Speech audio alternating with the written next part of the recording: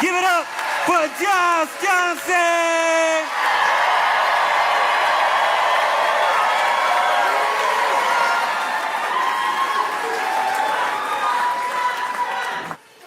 I think that debate is incredibly important. It means a lot if you can take the time to distill all your thoughts, put them up against the thoughts of someone that you don't agree with, and at least come to some common ground, find some basis in reality of at least why the two of you believe what you believe, right? My worry, though, is that every day debate is getting dumber. Like in a way that's not even savable now. I mean, it's one thing for us to disagree about something and then try to talk the thing out as best as possible. But what's happening now is insane. Especially online. I am watching so many people argue if 100 men can beat one gorilla.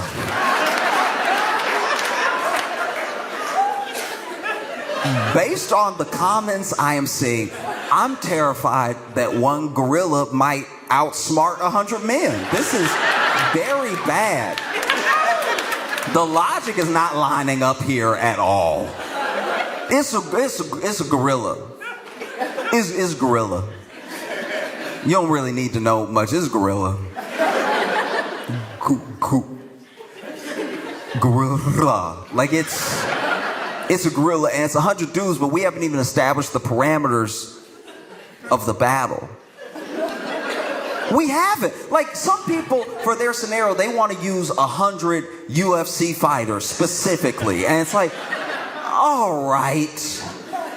Okay, maybe. But also, where is the battle taking place? If this is 100 men versus one gorilla in an open field, maybe everybody can flank them and surround them and jump on each other and try to smother them or whatever the plan is. But if this is just a gorilla running into a Blink Fitness, everybody dying. Like everybody die. Every single person in there is dying. If this was just a gorilla running up into church, then yeah, nobody's making it. The plans are insane. The ways that people who I know don't actually own dry erase boards have gone to the store,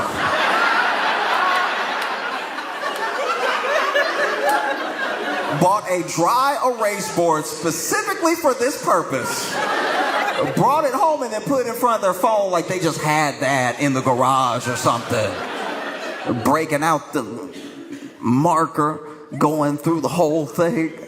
And this is what gets me, right? Is that no matter who you talk to, anyone that really believes that these 100 men are going to beat this one gorilla, no matter who you talk to, everybody is like, all right, look, some of y'all will die. It's like, that's why it's not going to work. You didn't say us.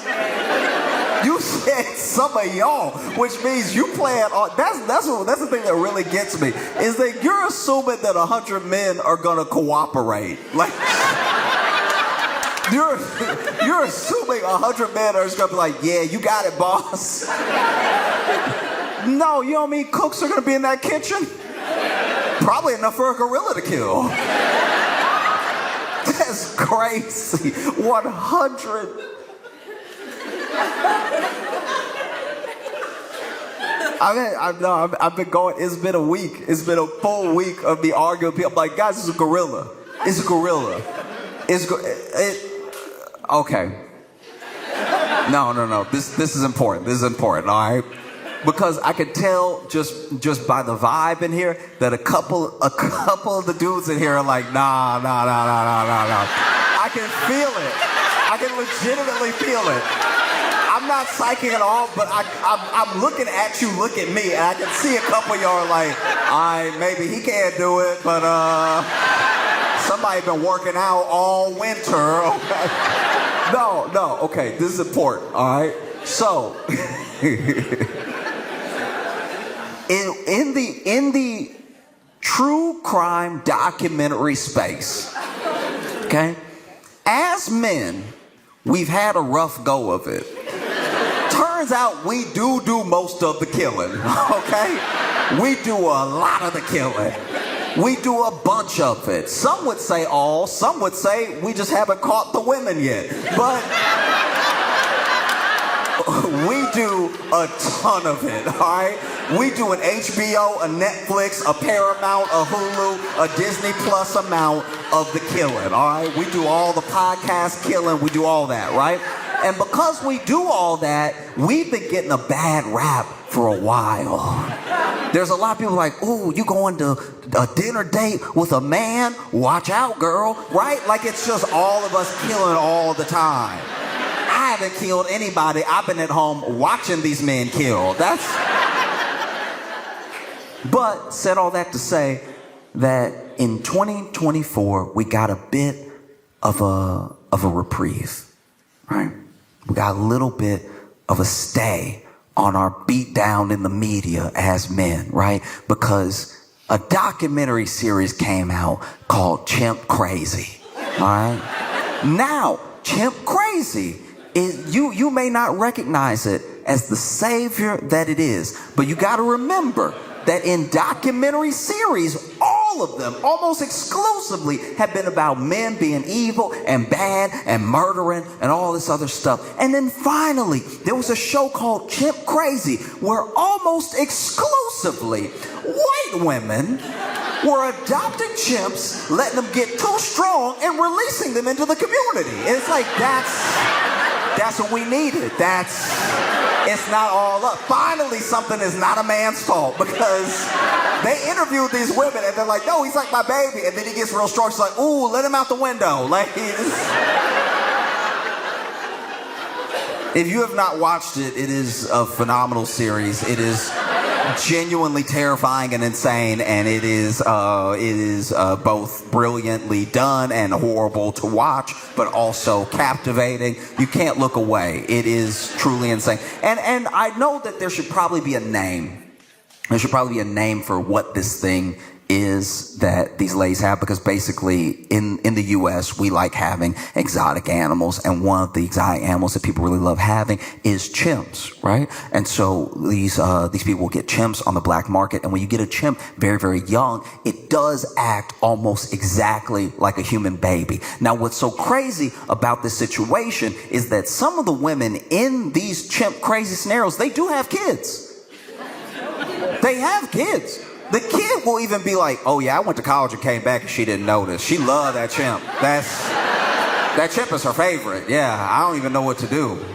Right? So some of these women do have kids, some of them don't, right? But they treat the chimp like a child, because when they get it, it genuinely needs them the way that a baby would need a mother. They even have to hold the bottle for the milk, and they have to cradle it just like a baby and everything. And it's very sweet, it's very cute, and the chimp does get attached to them, like deeply attached, like a baby would, right? And the first 2 years of owning a chimp, you shouldn't do it, don't do it. The first 2 years of owning a chimp is exactly like having a baby. You know, they're not really talking, they're learning to walk, they're doing all the stuff like on this sort of timetable that's almost close to like a human baby, right? And then at three, the chimp does get stronger than a baby, but still acting like a baby. You can still train it and tell it what to do and get it to stop doing stuff and everything, because the chimp is like, it's taking in all of the stimulus around it, and if you raise it like a kid, it'll start acting like a kid. At five is where you run into trouble, because at 5 is the first time the chimp looks around and goes, I'm the strongest one in here. I don't think I'm going to bed. All right? So, said all that to say that one example is in the show Chimp Crazy. This woman is, okay, so she has her chimp, right? And the chimp, they've been trying as a community, as a city, they've been telling her, you gotta get rid of this chimp. She's like, no, it's my baby, no, I can't do that, no, right? Never mind the chimp. She would take the chimp in the truck with her to go places, so she'd take it to go get ice cream or whatever. And there was one time she took it to go get ice cream, and it just got out of the truck, and nobody could get it back in, and it stopped traffic because it was like, I like where I'm standing right now, and I bet you won't move me, right?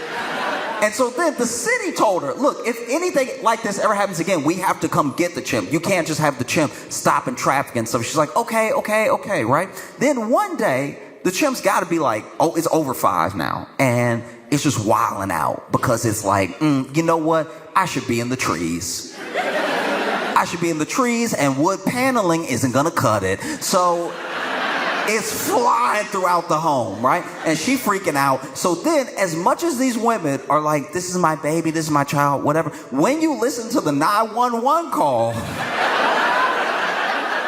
almost every time, they're like, shoot it, shoot it, shoot it, shoot it. Almost exclusively. Every single time, right? And so basically, then she's over here, she is either making so much noise or calls her neighbor that her neighbor comes over to help her, right? Now, this neighbor doesn't love the chimp like she loves the chimp. So the neighbor is like, we have a wild animal in here that will kill us on purpose or by accident. I have no idea, right? And she's already calling. She's calling the 911, and she's like, shut it, shut it, shut it, shut it, right? And then her neighbor, in order to try to subdue the chimp, attacks the chimp from behind, right? And then the chimp turns around, and I don't know if it was on purpose or by accident, but that chimp slapped her face off. And that's not even a gorilla. So you have no chance against a gorilla. In what world do you have the nerve to think you could last again? And then you see the dudes in here. No, okay, we gonna send them in waves, right? So that first wave gonna get in there trying to tire him out. It's like, no, he won't get tired if he killed for fun. If murder is his favorite game, he's not gonna get tired of anything. No. You run it up on that gorilla. Gorilla just grabbed 2 dudes, right? Just grab their legs, use them as nunchucks to beat everybody else. They're over here going full Bruce Lee with it.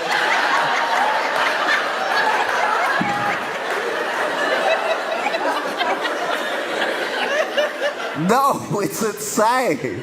It's an insane premise. No.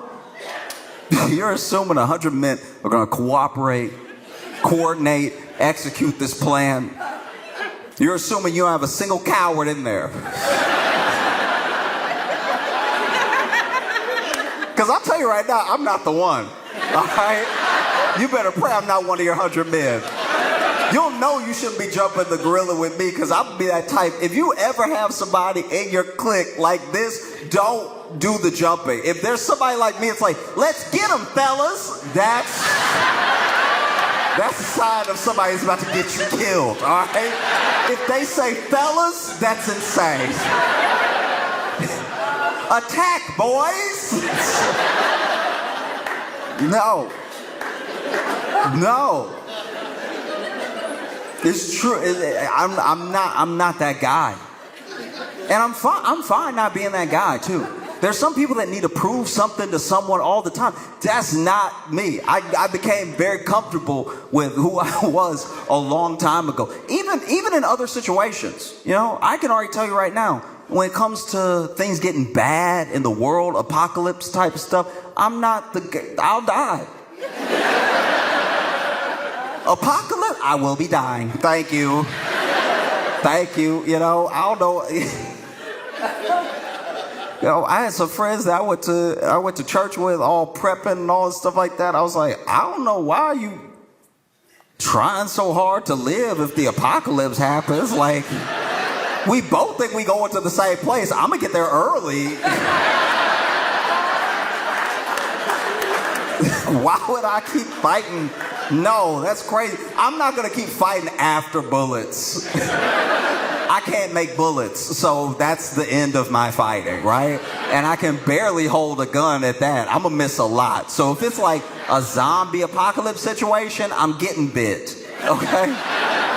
I'm not trying to get bit. I'm not going to offer up my neck or something like that. I just already know that if I'm in a zombie apocalypse situation, when the zombie is coming at me, I'm going to be like, oh, he ain't got no ears, he ain't got no ears, he ain't got no ears, he ain't got no ears, he ain't got no ears, he ain't got no ears. I will not be running. He ain't got no ears, he ain't got no ears, he ain't got no ears, he ain't got no ears. Biting my neck. He ain't got no ears, he ain't got no ears, he ain't got no ears, he ain't got no...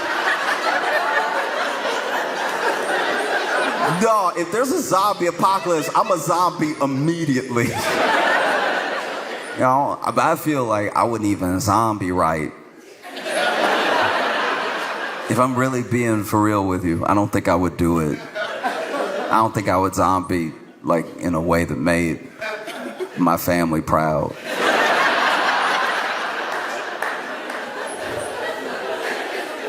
Do you know what I mean? Like, I don't think I could. Because I'm already not a fighter. I wasn't fighting enough to not be a zombie. I was ready to die. You know, like I've watched The Last of Us. I was like, would not be me. That's not making it to season 2, probably not episode 3, all right? You're not going to catch me fighting to live in a world with no Wi-Fi. Are you serious? What are you doing? I'm out here trying to treat this water, drinking dirty water, but I put charcoal in it, so maybe that'll get some of the...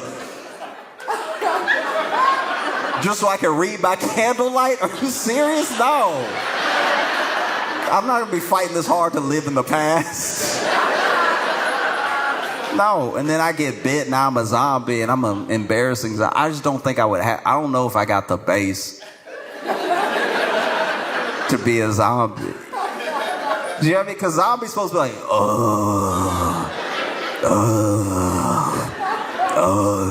right? I don't know what it is. I feel like I would just be like, ah.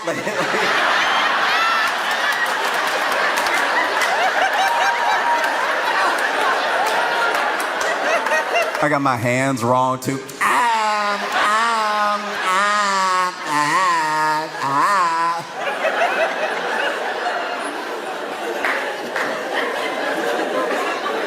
Zombies don't even want to hunt with me. They're like, ugh.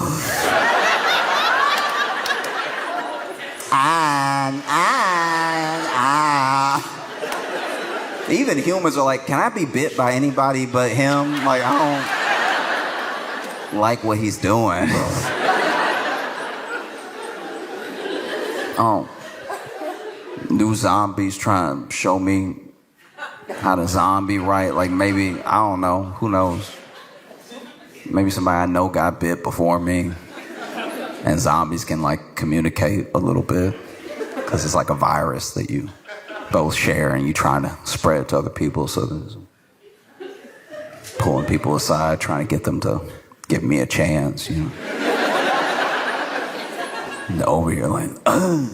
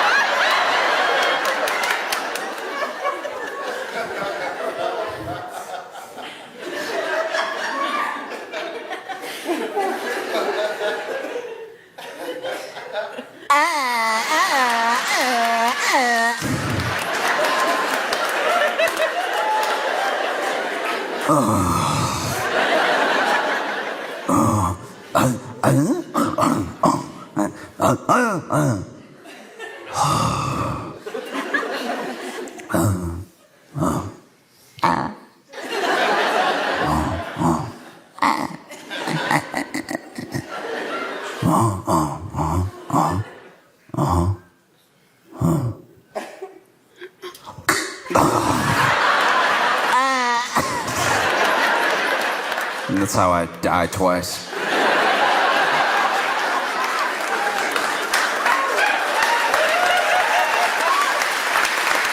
Like, all I'm saying, all I'm really trying to say is that I'm not like a survivor in that way, you know?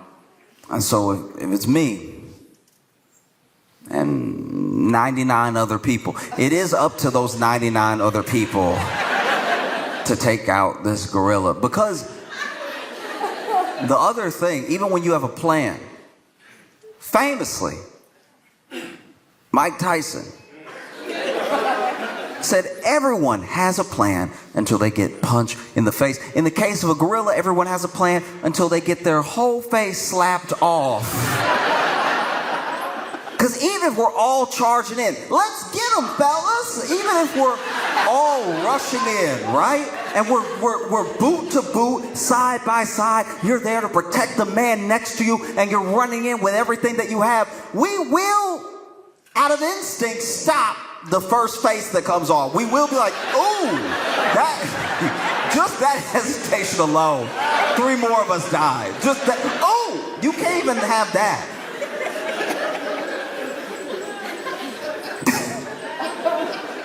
Oh, because if we're talking about 100 men, this is the way I imagined it. And maybe I'm wrong to the people who I think are wrong. The way I imagined it, it was 100 men. It'd be 100 men at random, 100 different body types, 100 different backgrounds, 100 different ages, you know?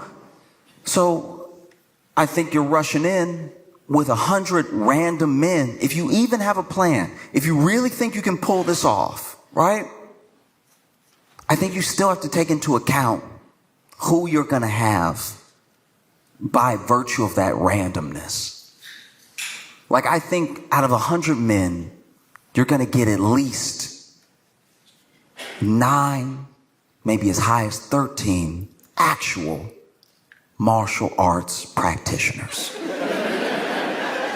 People who actually know how to fight. And actually knowing how to fight may not save you, because you got to remember, men lose fights to men.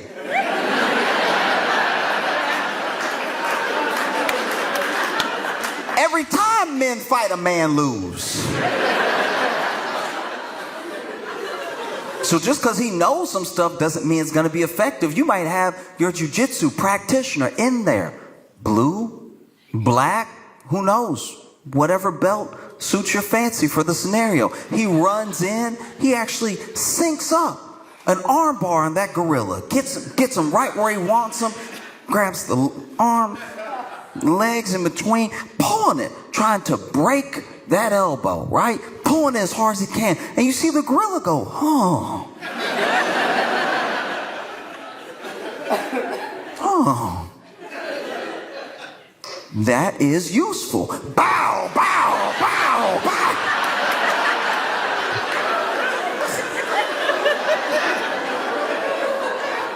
Now you just made the gorilla a gauntlet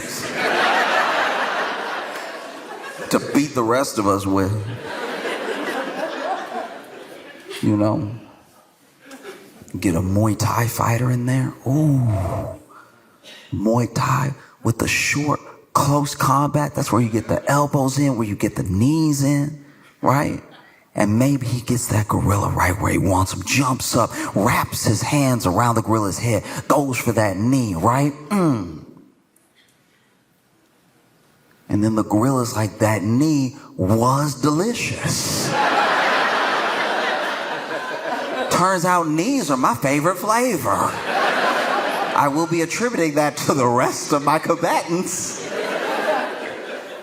You might have somebody in there. Ooh. Somebody well-versed. Potentially a master of Kung Fu. we're talking old style kung fu, the things they made the movies of. Right? He'll be a great distraction. You have him off to the side. Hey, gorilla!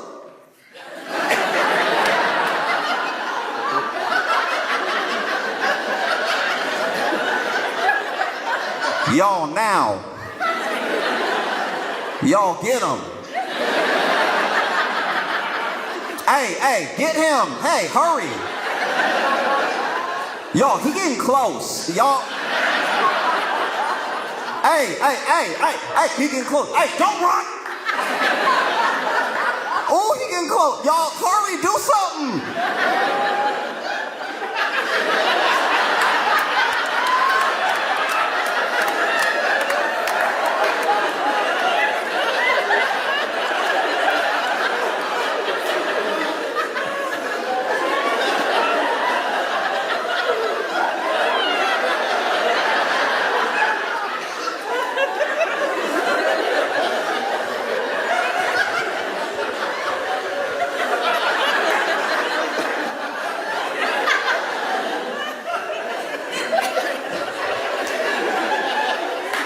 The last half was in heaven because he died away, like halfway through that. Because there are people who don't want to believe that individuals like this exist. But they do. They do. Out of 100 men, you're going to have at least one of those people that's really gifted with animals. And I don't mean, by the way, like a vet. I mean gifted with animals the way that they make TV shows about those people. You know those dog people? Those dog whisperers? They make the whole TV show. You don't know what, he doesn't actually train you in what he doing. He just knows how to do it. You know, dog acting all bad and everything, and then he whisper in the dog's ear, and you can't tell what he's saying. He's just sort of making noises. But the dog is like, ooh, you cooking. Okay. Yes, that does make sense. I should stop biting people in the face. Yeah. For every 100 men, I believe, personally, you will have one Doolittle. You'll have one guy that can really communicate with an animal. There are people, and there are animal people. And he is the most animal person. He is an animal person squared, right? He just knows something, connection to nature. There's something intuitive there. And he goes, hey, y'all, look, we're almost all dead. Let me try. And you're inclined to let him try because you're down to like 43 of you. So if it didn't happen with 100, the odds are getting slimmer by the guy. That's the only thing that bothered me about the whole thing, where it's like there was one dude whose whole plan was for the first 20 guys to die. And I'm like, well, then it's really just 80 of you versus a gorilla. Those are worse odds. Anyway. He, goes up to the gorilla, and maybe he's beating his chest, maybe he's making noises. I don't know what he's doing because I don't know how to do it, but he's going up there. And the gorilla is even like, oh, okay. Well, what's that there? And he goes up and even gets close. And the other guys are hanging back. They're like, oh, what should we do? I don't know. It's working. He's talking to him. Should we try to get behind him? I don't know. Let him do what he's gonna do. Maybe the gorilla will kill himself. I don't know.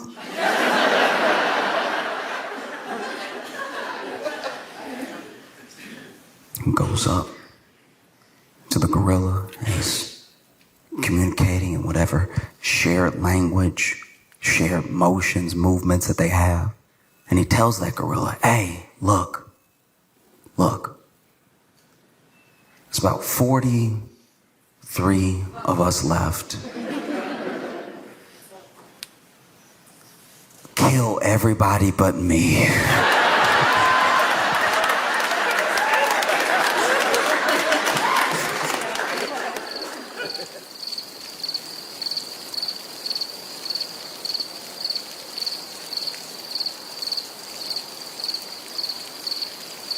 in for a treat.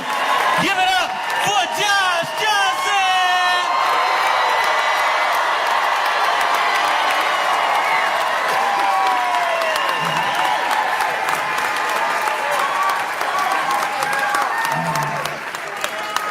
I don't expect everyone to know or care about what's happening in New York, you know? Which is why I was surprised that the nation seems so gripped by New York City's mayoral race. Like, this, people talk about it everywhere because I think it's just feels like a beta test for something bigger, you know?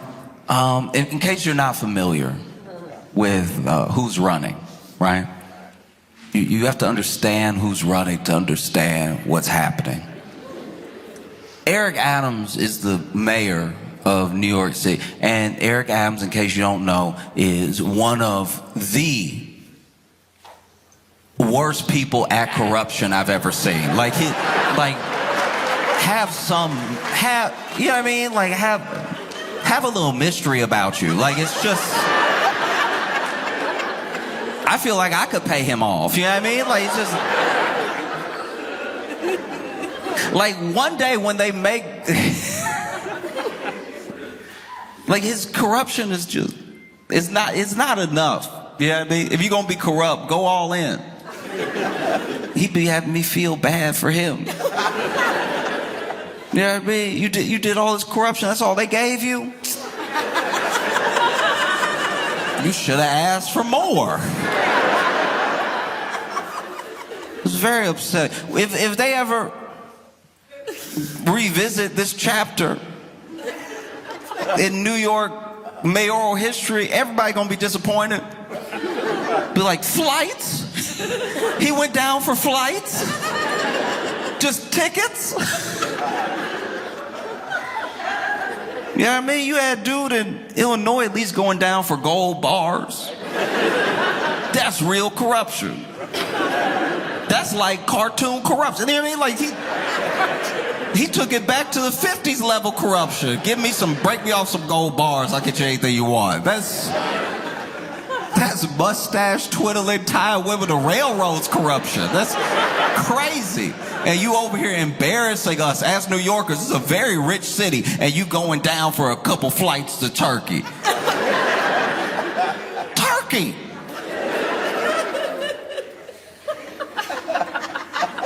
It's insane. But anyway, this dude got indicted. Indicted while in office, but because he has no shame, everybody was like, he gonna step down, right? Like, he got step down once he's indicted. That's too embarrassing to go to work indicted. The closest thing I can imagine to, like, okay, okay, this is bad, my bad. Look, so when I was a kid, I mean, I was a little bit older, but my buddy's dad got in trouble, and he got a little time. He had to do like a year, right? But he did, one of the crimes, I still don't understand this, one of the crimes where you get to report to jail.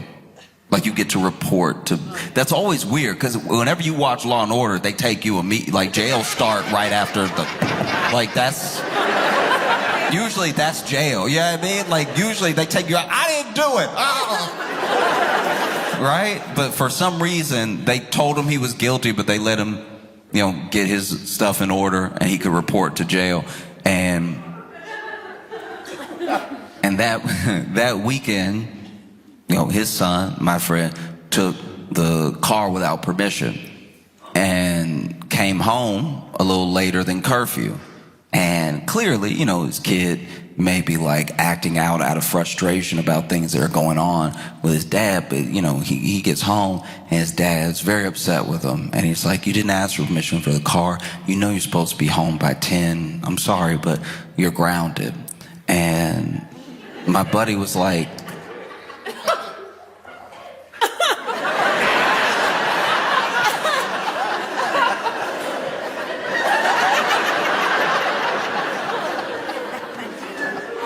no, I'm just throwing it out there, because which one of us got to go to jail on Monday? Like, It sounds like you grounded. It sounds like you really the one in trouble here. And that's kind of what it felt like with Adams. He's like, still trying to be a mayor, talk about crime and stuff.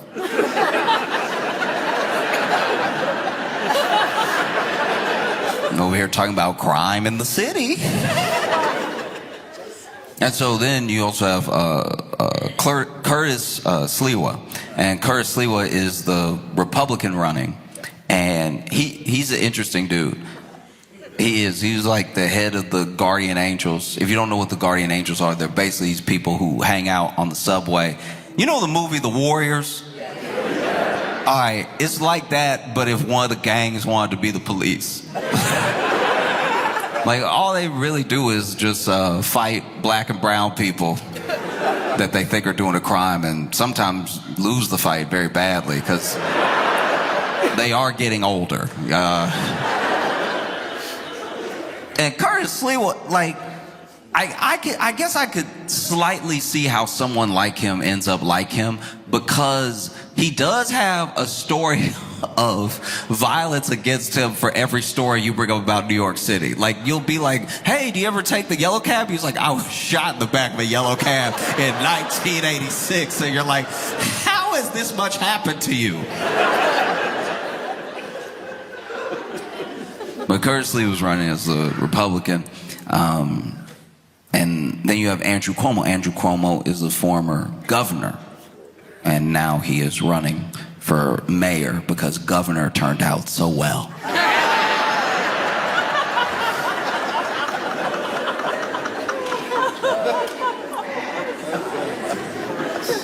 And then you have Zohran Mamdani. And Zohran Mamdani almost feels like a fixture of politics at the moment, because he is someone who seems to be the antidote for the thing that's been ailing the Democratic Party maybe for like 9 years. This is a dude who is running on what he will do and his own policies that he believes in. And it's one of the first people, Democrat or Republican, that is running without really having to say anything about Trump. He has his own ideas. He has things he wants to do for the place that he is running. He's not running on being not like Trump or closer to Trump or someone Trump will call or someone that Trump hates. He is not using Trump in his orbit. People bring him up, but he himself is saying, I want to make the buses fast and free. I want to have free child care. I want to freeze the rent for rent-stabilized homes. And I want to make sure that we hold bad landlords accountable. Things that are very specific, because that's the other thing that it feels like the Democratic Party has been missing, is a clear and concise plan for a policy, something that you can attach yourself to, that you don't really need to get in the weeds for. Because I'm not saying that Democratic senators and Democratic candidates have not had good plans. I'm just saying that once you need a graph,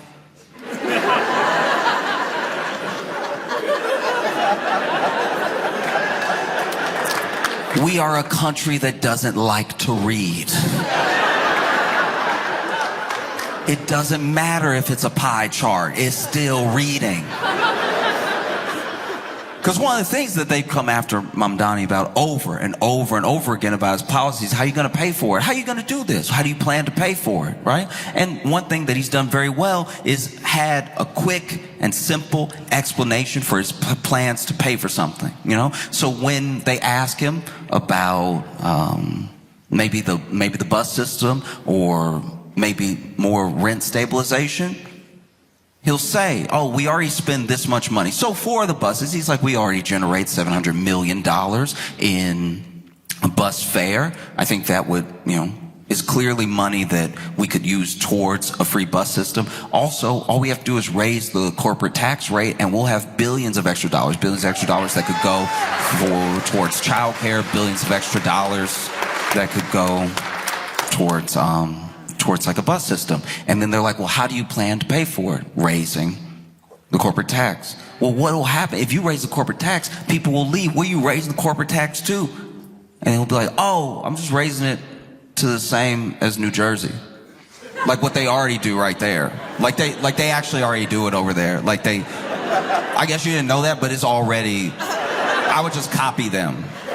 It wouldn't be higher than that. Like I would copy what they do over there. And I don't know, is everyone dead in New Jersey? I don't think so. I don't think everybody left. In fact, a lot of people moved there. So I think they'll be fine.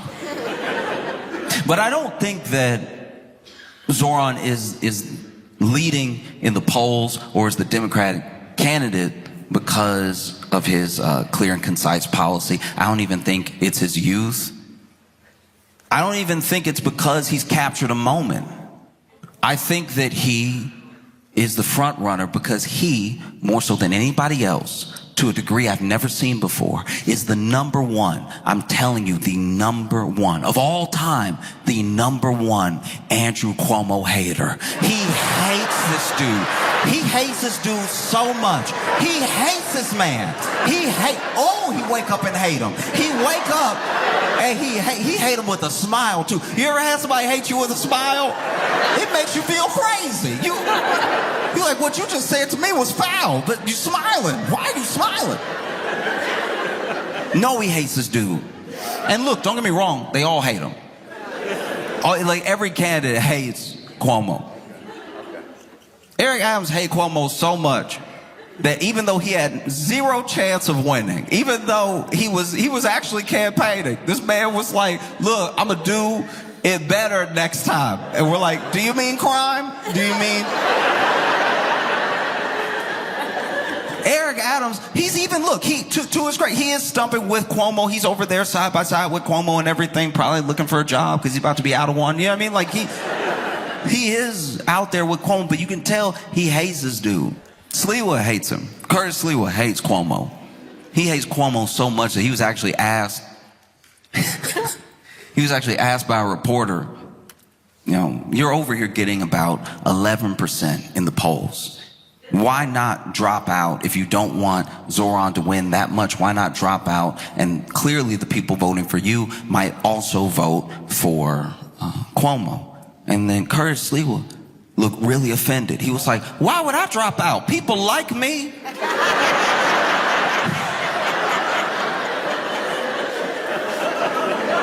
This man is running as a Republican in New York City, and he's still like, I'm not going to drop out if it helps him.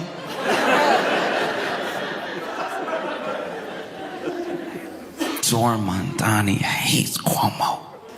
He hates that dude so much. Hates him so effectively. Real hate. I've never hated somebody so much. I learned all their stats. Zoran hates Cuomo so much, he memorized everything Cuomo ever did wrong and bring it up any chance he get. That's generational hate. I think Andrew Cuomo hates Andrew Cuomo because he running. It's like, why are you putting yourself through this? You know, man. Because then you look at the debates. Okay. This is very important. I got to go back in the story for a second because Andrew Cuomo wasn't always hated. Even if you hate him right now, think back to a time where you didn't even know who he was. That time he was like beloved. People forget all about it because that's kind of what we do whenever somebody has lost favor in the public eye. A lot of people say they never liked them or that they don't really know why anyone ever liked him. But people loved Cuomo, especially 2019 into 2020. People loved that dude. People loved Cuomo so much. I think that's why people hate him so much now. Because everything he did feels like such a betrayal of their love. You know, people were out here calling themselves Cuomo-sexuals. Look it up. That's a real thing. People loved him so much. And then he got popular around the same time that like zaddy became a term and everything. So he was riding some of that wave and stuff. And you know, there were people, oof. Cuomo couldn't go anywhere without middle-aged women fawning. They were like, oh, he's so handsome. They loved Cuomo. And then COVID came. And for a little while, they loved him even more because New York's numbers during COVID looked really, really bad initially. Obviously, it would. It's an epicenter of travel. People go there from all over the world. And we're also on top of each other all the time, pandemic or no pandemic. But then we saw these huge numbers that scared everybody. And Cuomo's like, we're going to take this seriously. We're going to lock everything down. And he announced a bunch of policies. As soon as he announced those policies went into effect. And you saw the numbers crater. It was genuinely amazing to watch. It really felt like there was a lot of hope and everybody was going to live. And this is a long time before the vaccine came out or anything. So it was when people were at peak fear, right? But it was a wild time in New York because we had shut down so effectively that for the first time in New York City, the air was clean. You could take a deep breath. And then later, there was a scandal. Basically, it was exposed that Cuomo was doing some of the same things that Ron DeSantis was accused of doing in Florida, because Florida also had some pretty good numbers during COVID, which is weird because they didn't have any real shutdowns. They didn't have any real mask regulations or anything like that. But then both Cuomo and DeSantis were caught just not reporting or telling people not to report certain numbers. And it turned out that New York was looking really, really good in certain sections of the lockdown, except for nursing homes.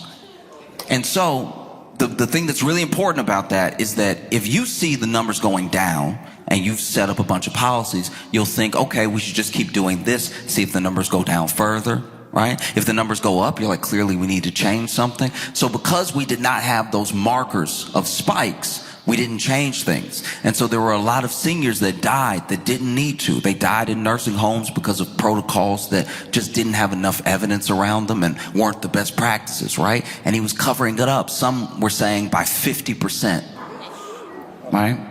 And so people started to like him a heck of a lot less. And then at the same time, basically in tandem, he was accused by about 11 women of sexual harassment. Then it was 13. That's stats. Those are numbers. Double digits, you doing it. You are clear. 13 women who don't know each other all got a story about you. That's you. You doing it. All of a sudden, nobody was Cuomo-sexual anymore. And everybody was telling this dude to resign, but he tried to fight it. He was like, I'm going to fight these allegations. You're going to see my name's going to be cleared. And we were like, all right, but even if they clear your name on these sexual harassment allegations, you still did the nursing home thing. And so everybody from Joe Biden to Eric Adams was telling this dude to resign. And he finally resigned 2021. And now he's running for mayor. That's just important to make sure you know, because I've watched people struggle before in a way that was kind of what looked like a bit of a lost cause. I try to be optimistic for people that are in my life, but I'll give you an example. My buddy wanted to enter arm wrestling contest, and we are built the same. I'm never going to tell anybody not to follow their dream, but I won't let someone sleepwalk off a building. And so I was like, are you sure? Because, you look like a mirror right now, and I'm not entering any arm wrestling. But he's like, no, I want to do it. Been watching online. It's so cool. There's actually a tournament coming up. I want to go. And so, I went with him. We went, and this dude squares up. It's one of those ones where they got the peg on one side, but you grab it, and they got your arm with the pad for your elbow. And sure enough, they went. And as soon as they started, he was over here.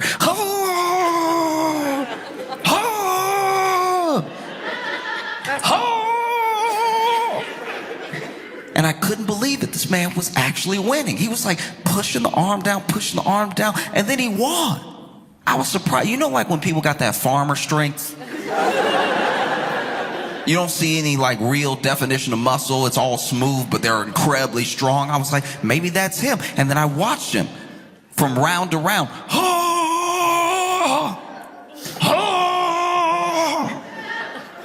This man got to the semifinals. And at the semifinals, somebody walked up who really did look like a final boss. In my head, I was like, you've done very well for yourself. It's time to pack it up before he take that arm for good. It's gonna pop right out the socket. You're gonna leave with one. And sure enough, he squared up. And then they told him to go, and he, But this was different. This dude wasn't really moving, but he was really strained, even leaning a bit. And then he started to make noises he hadn't made in the other rounds. Once you scream in an arm wrestling contest, you have lost something. This man,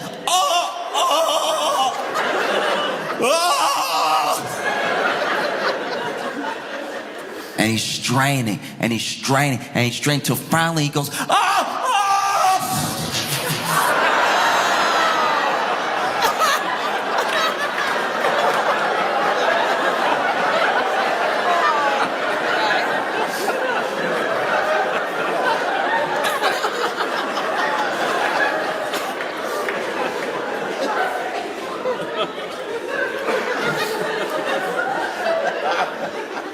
and he won.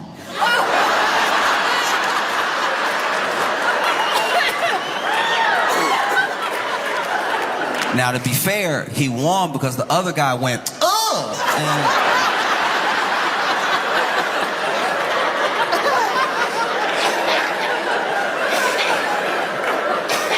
apparently that is a disqualification. Yeah, even when we were in the car ride home, we did have to leave. He didn't get to go to the finals because even when we were in the car, I was over there trying to be optimistic. I was over there like,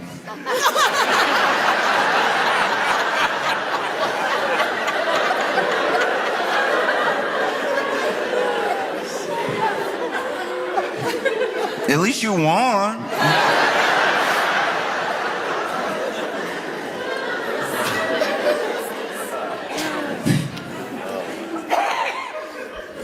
I give you an example of how much Zoran Mamdani hates Andrew Cuomo. In the first debate, right? In the first debate, it was Curtis Lewa, Zoran Mamdani, and Andrew Cuomo all on stage together. Really, the race is between these two, but every once in a while we throw Curtis a question. And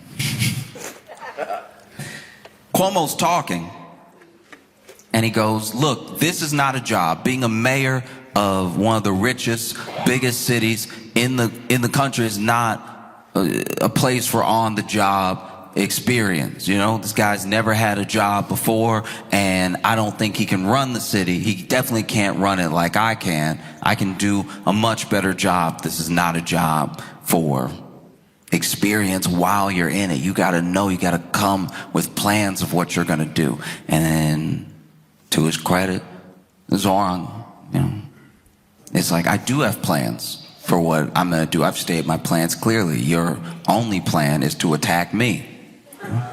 And Cuomo also came at him with a couple of things that are like talking points that a bunch of the candidates have used that they're not really clicking for me, but I don't know.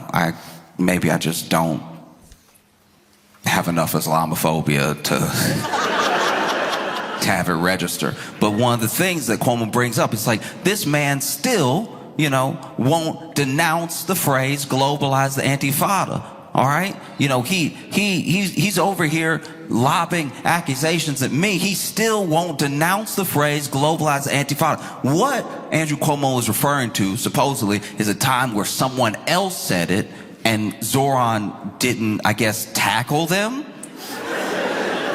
This isn't language that he used. It's not something he said. It's something that someone else said that I guess he didn't do enough about in Cuomo's eyes, right? Mamdani responded, well, look, you're talking about things that are from 2020. And since we're talking about things that are from 2020, I don't know why, people would elect a mayor who sent so many seniors to their deaths in nursing homes. What I lack in experience, I make up for in integrity. And for what you lack in integrity, you could never make up for in experience. And I've never watched any debate like a rap battle. I was sitting in front of the computer like, oh! Get him!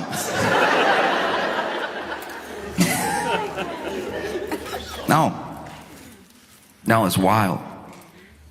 Even Curtis Lewa got in digs on Cuomo. Cuomo was catching it from all angles. Because then, they were talking about the accusations that had been lobbed at Cuomo during his time as governor. And Curtis Lewa goes, really? You spent all that money defending yourself? Really? All 13 women are lying, Andrew? All 13 women? This man hates Cuomo so much, he is standing up for women as a Republican. This dude hates Cuomo with all his heart. Always do hate Cuomo so much. And then the second debate was even worse. There was a moment in the second debate where the candidates were allowed to ask each other a question. It was just question and answer. They couldn't go back and forth. You just got a question, you had to answer. And Cuomo went over on Mamdani and he was like, you took a picture with this leader in Uganda. Did you know that this leader is actually someone who denounces all rights for gay people? They've actually worked on making it illegal to be gay in Uganda, and you took a picture with them. And Zoran answered, listen, at the time, I did not know this person's policies. I took a picture with this person. If I had known, I would not have taken that picture, full stop, right? And then it was Zoran's turn. And Zoran asked, he was like, Mr. Cuomo, in 2021, you were credibly accused by 13 women of sexual harassment. And in that time, you spent $20 million of taxpayer funds to defend yourself from all of these women. And you've lobbed, lawsuits, and you've worked with judges for gag orders and everything. You filed defamation suits on all these women. You have actually tried to obtain gynecological medical records of some of these women. Well, one of those women, Charlotte Bennett, is actually here tonight in the audience. And she can't even tell her story or speak for herself because you've lodged a defamation suit against her. But I can speak, so I want to ask on all of their behalfs, what do you say to the 13 women that accused you of sexual harassment? And it's in that moment I realized I wasn't hating to my full potential as a person. You know what I mean? Like, I am a C-tier hater when it comes to this level of hate is unprecedented. I thought Kendrick hated Drake. This is truly wild. Because what can you do if you're Cuomo? I'll tell you what he did. He went,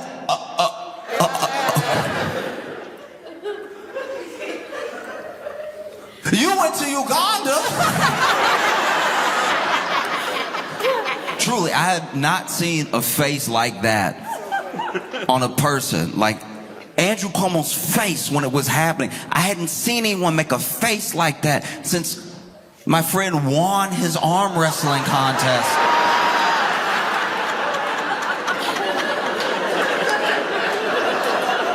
I feel like the same thing was happening to Cuomo that happened to my buddy.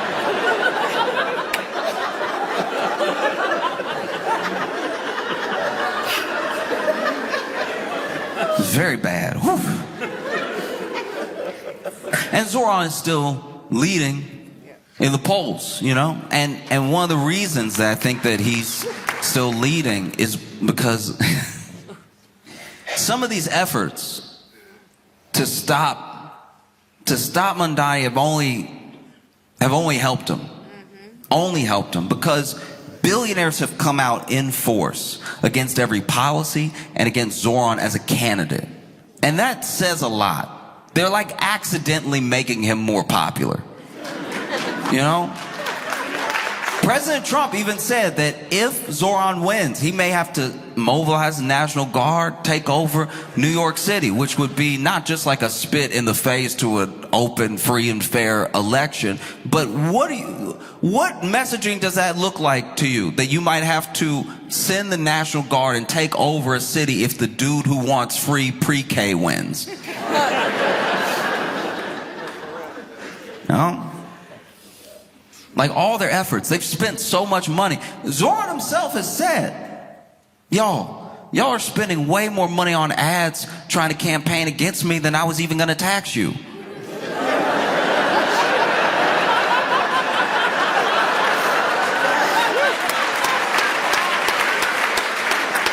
You don't want it that bad, and why don't you want it that bad? That's crazy. There's something happening here, and I think that's why it's got so much tension across the nation. I think that, you know, America's very good at telling a story, and America is a salesman unto itself. It's like a salesman of a dream and of an idea, you know. And people, you know, one of the things that Trump and other people have said about Zoran is that he's a communist. He says he's a socialist, but he's a communist. And maybe that would have worked like 20 years ago. That might have worked. But we are a capitalist country. We all live in capitalism. And it's going poorly enough for enough people that they're willing to try anything. So calling someone a communist, this sort of Russia red, China red scare, it just doesn't hit the same when people are working jobs and still can't afford to feed their families. And then along comes someone with not just a lot of energy, but a lot of hope that says it doesn't have to be this way. Look at what they do over there. If we just did what they do over there, we'd be able to have more things for us, which is our money anyway. A lot of people have this misconception that the money that a corporation makes is all theirs and was all earned. But they got that money from how much they pay their workers, how much they actually provide for their consumers. And you see that when left up to their own devices, they skimp on, let's say it's just food, they skimp on ingredients, they skimp on workers, they skimp on. And then one day when they have $1 billion valuation, we look at them as if to tax them would be taking their $1 billion instead of just taking back what is owed to the people that made them great. You know? And so I think that what is so scary for people about Zoran that really don't like him is that he is a reminder to a lot of people that you are a citizen, you're not a consumer, you are a constituent, you're not a customer. Like the story that gets told now, especially by our politicians, is that if you ask for what is owed to you, what is actually yours, you're asking for a handout. But you already paid for these things, and you pay them. So the idea that these people would all stand together in unison against this person who just wants to make the bus free should tell you something. And all of them stand together against him in the way that they are, with all the money they're throwing at him, and with all the fear mongering that they're doing, it is having the opposite effect. Because now, to vote for him, even if you don't even like him, you get to stick it to a billionaire, people you already don't like. So what you've accidentally done is made voting for him like kind of cool as well. It would be like if you didn't want someone to date someone else, but the way that you lobbed things at them, the things that you said about them to try to discourage this person from dating this other person would be like if you sat them down and said, oh, you don't want to get with him. No, his penis too big. He's just...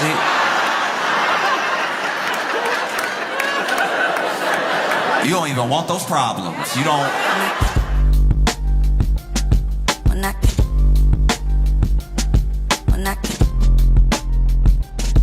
Mira.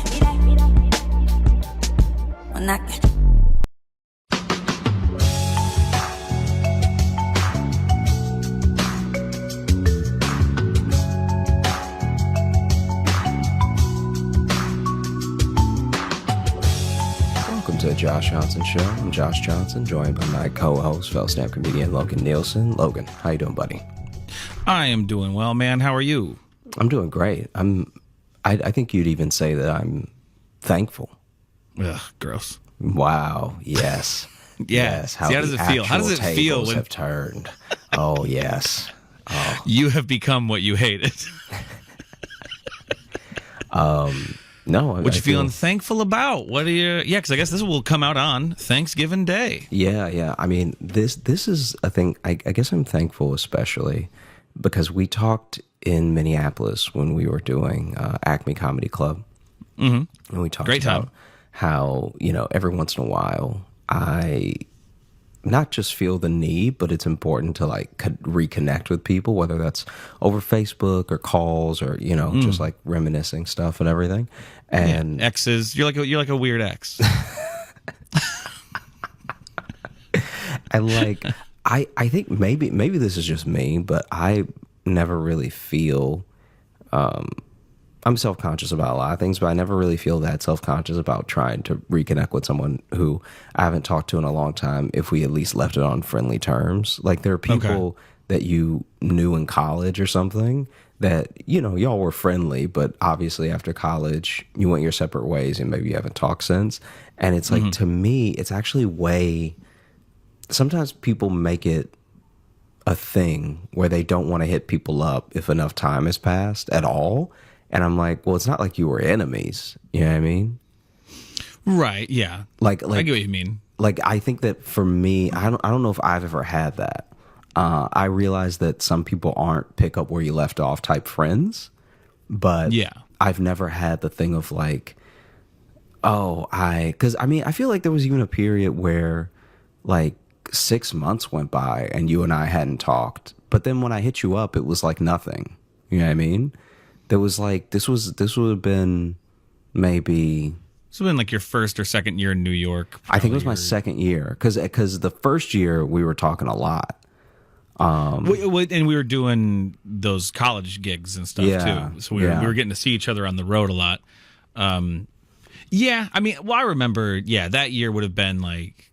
Because that would have been after my dog had to have a bunch of surgery, so I was just like working a day job, and like I was barely doing comedy like the amount I wanted to because I just needed to like pay off that debt. And then I think you had maybe just left the Tonight Show, or was finishing up your run maybe there. I had just left or something. Yeah. I think you were already working there when we were doing those college gigs. But but. And now, fuck, a week to not talk to you would be just the best. I'm kidding. No, I literally, honestly... Say how you feel. Honestly, I know I just said that. I said that just to be a dick. But I genuinely had the thought this weekend, that because we got to just hang out in Minneapolis, and I thought, it is cool we do get to see each other as much as we do. Yeah. It actually just made me happy that I'm like, oh man, because especially for starting in Chicago together and then we do not live there anymore, either of us. Yeah, it would be real easy to not see each other. Yeah, for sure. Oh, big yawn at that statement. Cool. Makes me feel validated. Makes me feel loved. Yeah. Maybe take a week off of seeing me, and you'll feel the validation better about myself. Again. I say all that to say that it's like every once in a while I'll hit somebody up and we have like chop it up for a little bit, and they'll remind me of something, or like talking to them will remind me of something happened with another person that they didn't even mention, and I just feel like it's such a treasure. Like this is gonna sound very corny, but I think that when you are using socials right, and like using things to actually stay in contact with people, it is one of the best things that I think we've ever done. Like, it's almost always the worst. It's like 9% the worst. Oh yeah. It's like literally ramping up and exacerbating mental illness. You know what I mean?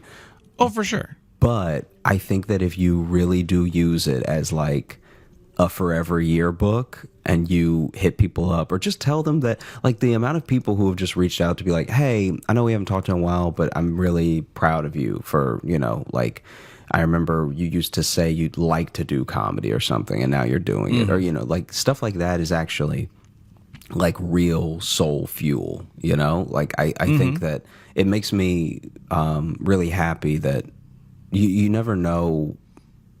I guess without sounding like self-deprecating or anything, but it's like you don't know who needs to hear certain things, and I almost always need to hear certain things, and so it's like always nice when needy, someone so is like needy. Yeah, and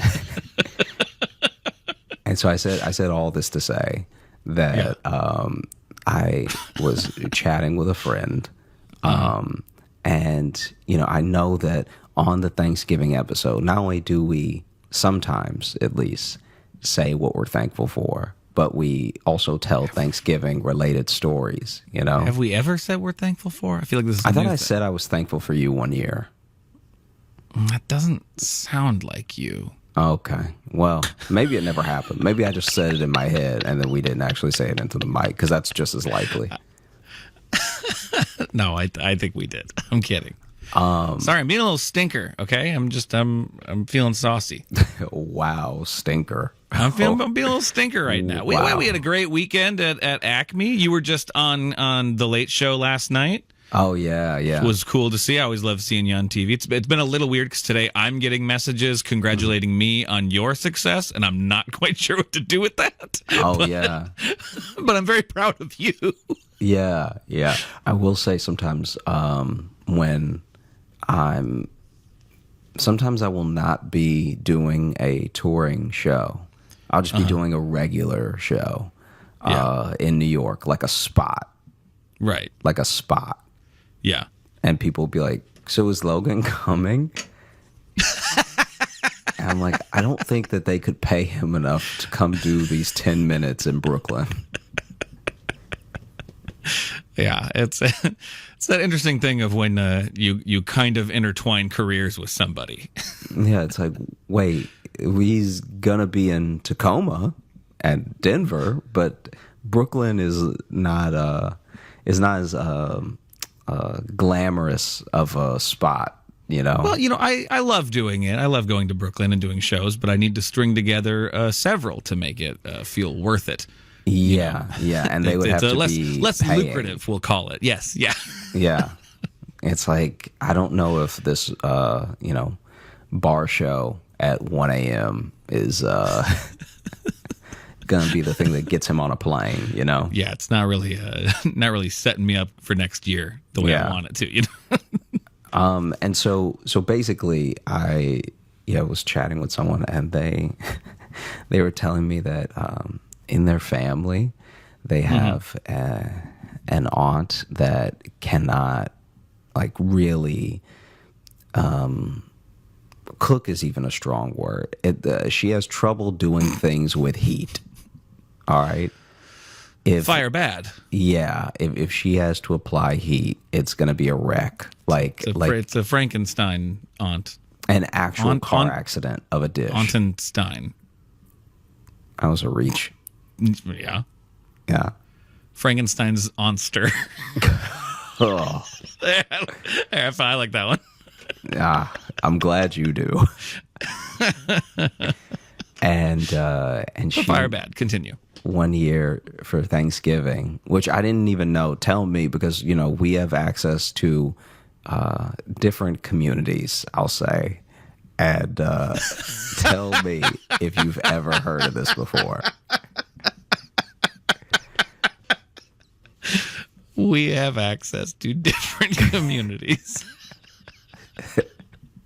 Yeah, what white people shit do you want to talk about? Go ahead. So for Thanksgiving, she brought a fruitcake. Okay. Is that normal? For Thanksgiving? Yeah. I thought fruitcake was a Christmas thing. It's more of a Christmas thing. Yeah, I've never seen fruitcake at Thanksgiving. I've never in my life. It doesn't even seem like it would go with anything. Yeah. Yeah, because you already got enough breaded and strangely sweetened things. Like a fruitcake is just, I don't know. But I frankly don't understand the purpose of a fruitcake at Christmas either. So yeah, Okay. So why not? Why not? Fuck it. Why not? Just take it. Take it anywhere. No one likes it. I will say, 4th of July. In my life, I've had one type. So I've had one good fruitcake. Okay. And it was homemade from a woman that my family knew. And it was amazing. And then ever since, and I remember eating another fruitcake thinking it would be like the other one. Like, I didn't know I was tasting the best fruitcake I'd ever had. I thought I was just tasting fruitcake. I thought this is just what fruitcake was. And so then I went to eat someone else's fruitcake, and the level of disgust when I tell you that it was a war crime committed in the mouth. All right. Mm-hmm. It was so disgusting, and it was so the opposite. Even the texture wise, it was so the opposite of the fruitcake that my mom's friend had made. I used to get excited for the holiday to go over there to have this fruitcake. Oh, okay. It was so that good. You realized then later that you had been living a lie. You'd not been only living that I had been in this reality that no one else gets to exist in. I not only. Oh, it made me like shudder the next time I saw the fruitcake I loved. Oh no! Like the next. It ruined all fruitcakes for you. The next like 3 fruitcakes I had, because like maybe it's a Southern thing too that some people just make fruitcake for the holiday. But maybe. I remember I had a bought one, I had the nasty one, and I had like the mid one, and all 3 of them ruined the idea of like. You know what I mean? It's like if you had Doritos, and so you just think this is what they come in packages. This is what Doritos are, and then you have 3 more Doritos, and one tastes like ass, and one tastes like just glass. Yeah, and then one tastes almost like cheese, but with too much styrofoam. You'd be like, I think I'm off Doritos now. Yeah, it's a real Goldilocks situation you found yourself in. Yeah. It doesn't matter how comfortable the bed is if there's fucking bears. Yeah, if everyone is home. If everyone's home and they're bears, I don't care if the porridge like rules. I'm out of here. And so I can't get past the way fruitcakes look most times though, because they look like a carpet filled with Jolly Ranchers. Yes, exactly. But I'm telling you, maybe it's just because I was young enough. I was so young that I also was just willing to try stuff. And it was just sweet enough to be good. And then I had my first slice, and I was like, that was actually amazing. I've definitely tried it and disliked it. Yeah. So that's one of those ones where I'm like, I don't need to try to find a good fruitcake. My life is full enough. I can miss this. There was one out there that sadly most people will never have. There was someone who took fruitcake and made it something good. Mm-hmm. Anyway, the auntie who makes the fruitcake for Thanksgiving is not good. And it's not just not good because fruitcake is not good. So it was her tender loving care that made this fruitcake so nasty. She put the hate right into it. Yeah. I'm like... Apparently, this is what I was told at least. Apparently, this fruitcake is so bad that it's like she can cook and purposely did the opposite. Oh, I like that. Like it's I want that cooking show. Let's just mix the salt and sugar now. Yeah, and that's like someone believing in their skill, and so they're really testing their limits. They're trying to really fly as close to the sun as they can get. Yeah. So it's like, what can I do? What at what moment do I cross the threshold and this becomes poison? Yeah. And so no one ever wanted it because this has been happening for years, right? And there was even like a stink with like a real like almost fight between, I guess, like sisters and stuff. So that aunt was like one of 4 or whatever. And then I think that she thought, because this happens a lot with people who can't cook, they think it's just like with any other talent that a person doesn't possess. They think that outside forces are blocking them. Or you just don't get it. You just don't get it. So your mouth just doesn't get it, right? Your mouth doesn't get what I'm doing. Yeah. And now, never mind. That's your problem, and you can fix it and get on board. Never mind, she would also not eat it. It'd be different if a person was the Like only their own person who cooking. ate what they brought. You know what I'm saying? Just eating the whole fruitcake by yourself. Yeah, like If you guys don't want it, I'm gonna eat all of it. I'm gonna eat it all. and so it's not even that situation where she's sitting by herself eating the fruitcake and she's the only one, right? Like, you know how some people try to guilt you, like, this thing that I brought sure is good, you know? Right, yeah. And so, so it's for 1 year, it's the fact that the placement on the table, people couldn't reach it, which is also a ridiculous, like, it's such a ridiculous excuse for people to not be eating your food. It's like that's everyone. Yeah. Everyone at the table is saying, pass me. So if they Right, can't yeah. reach it, they don't want it, is what's happening, right? Yeah. And then there was another yeah, year. So now they've caught it as it's a conspiracy now. Yeah, it's a that they're- conspiracy against their fruitcake. And Against the then fruitcake. there was another year where they were like, oh, someone else brought something that was too close to fruitcake and everybody picked that. And it's like, well, now you're just mad at dessert. You know what I'm saying? Like, now it's just like, hey, Right. we can't be mad that someone brought a pecan pie and that's somehow too close to fruitcake. You're reaching, you know? Yeah. And so it got to the point where apparently outside of the cooking, this is a very decent, good family member, right? Like, this is their one hang up. And it's the one thing that they all argue over, you know, like not even politics or anything. It's just like, why won't anybody eat my fruitcake? And so basically they decide just as a family, you know, like those there's the family text chain and then there's a family text chain with the people that really don't need to be in there. Right. Yeah. Okay. So in the tight family text chain is just how I'll refer to it. In the tight knit family text chain, everybody's like, what are we going to do this year? This is like 3 years ago. What are we going to Right. do this year? Because we can't have another like argument over this fruitcake. I'm just not having it, you know? And it was like, and apparently a lot of family will come as well. So it's like embarrassing because the side of the family that's hosting then gets embarrassed because it looks like they're just crazy. Oh, so it's like different families too, not just like all from the It's same not- side yeah, of the family. it's not It's like all just- married in. Okay. Yeah, it's not just all one immediate circle of family. It's like this is the place Gotcha. that the family comes to, right? So if the core family is 5, the other 15 are coming to that house, right? Okay, gotcha. And we're not just talking cousins or anything. We're talking like whole separate married in. Yeah, family. yeah, like people yeah. bringing their spouses, right? Yeah. And so then every year there's been like this argument over fruitcake for one reason or another, and it makes them like is after a few years it just seems like this is how y'all are, you know, because we only see you twice a year, Yeah. and so for And half at the a po- time I we mean- see you, y'all are cursing over fruitcake. But here's the thing: at a point would you miss it? Would it not be the holidays without? Apparently, it would be a better holiday, is what I'm told. Right? And so then in the tight knit family text chain, they were like, we got to do something, right?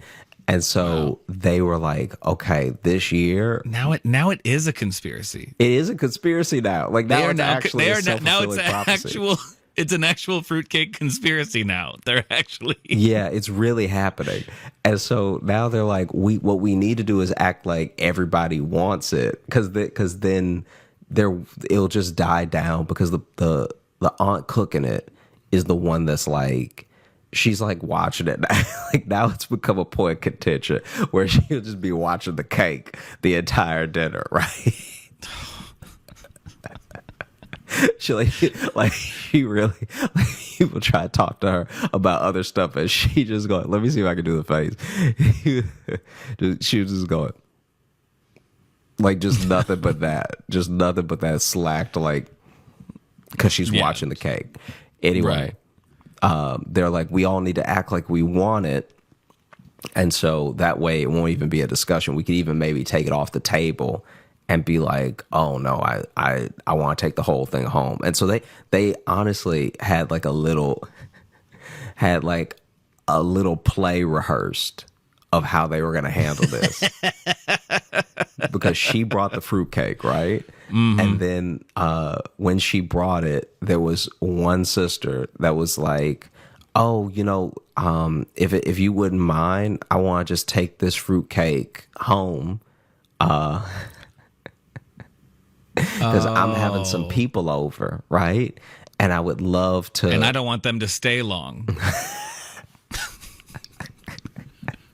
I'm having some people over, and I would love for them to have this because, I already had to cook and bring stuff for Thanksgiving, and the Friendsgiving. I guess the Friendsgiving was going to be right after Thanksgiving at her house, whatever. Gotcha. Yeah. And so she was like, "You have to just let me bring this, and then I'll use some of the food that I didn't bring today." And then the aunt was like ecstatic. She was like, "Oh yeah, oh wow, that'd be great." Like, she's like so taken aback that somebody wants it in general. She doesn't ask any follow-up questions, anything, right? And so she's like, "Oh, that's great. Okay." And then they end up they end up really hamming it up because now that it's not on the table and now that it's like in the kitchen, packaged, ready to go home with the other sister. Now they're like, ooh, because now people who are bringing a new person, so there are people who brought like boyfriends and girlfriends, stuff like that for Thanksgiving. Now they're like, ooh, I wish Sean would have been able to try that. Oh, yep. Here it is. Here's where it falls apart. But then they're like, no, but we can't cut it though.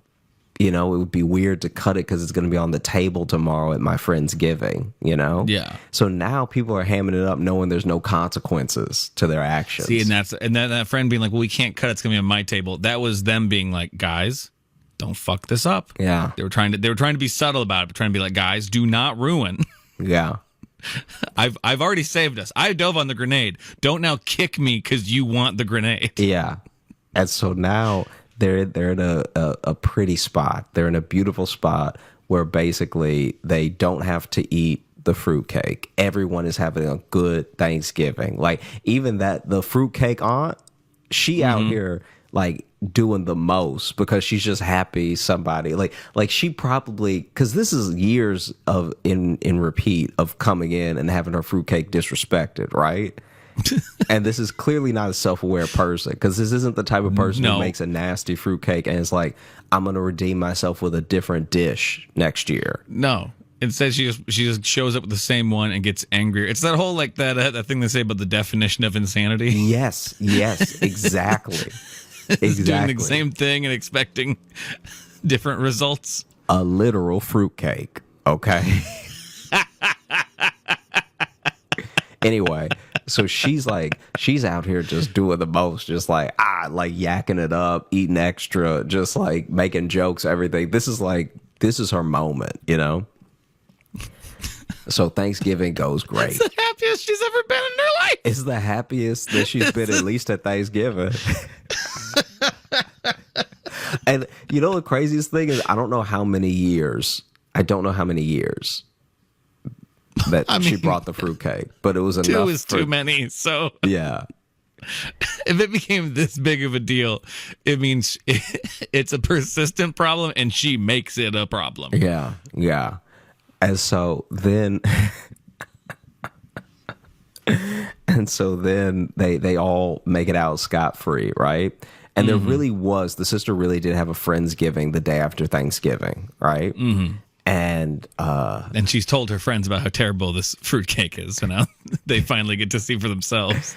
And lo and behold, day comes Friendsgiving, guess who shows up? Oh, shit. To watch you were too specific to about watch the them plans. eat it, I guess. Completely uninvited. Her sister shows up and is like, oh, hey, I brought, and this is the craziest thing. This is how you know this person is an agent of chaos, right? Mm-hmm. She comes to the Friendsgiving uninvited, but then brings a store-bought pie. She already got the fruitcake, so she's technically already contributed, but she brought a store-bought pie just to, I guess, have something in her hand when she showed up, right? Uh-huh.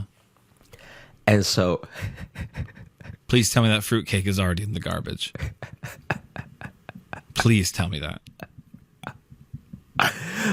Look, you can't be out here guessing next steps.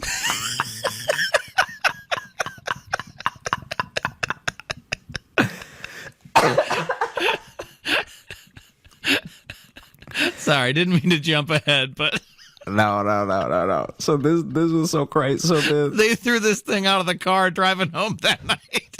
No. They did ditch. bring it home, but it's in.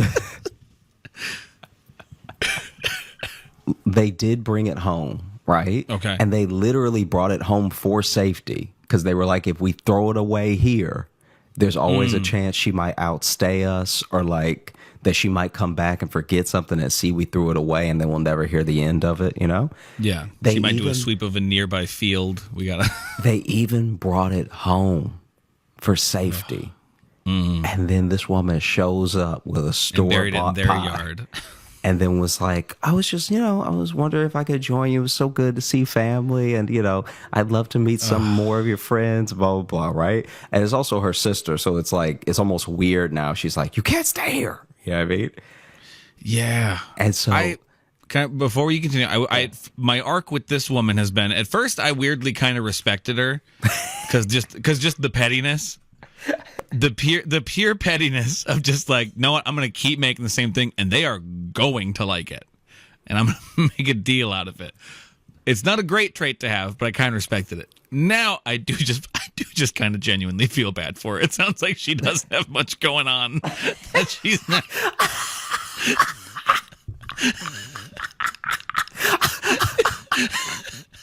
If just the thought of someone maybe trying her fruitcake is making her show up unannounced, now I just kind of feel bad.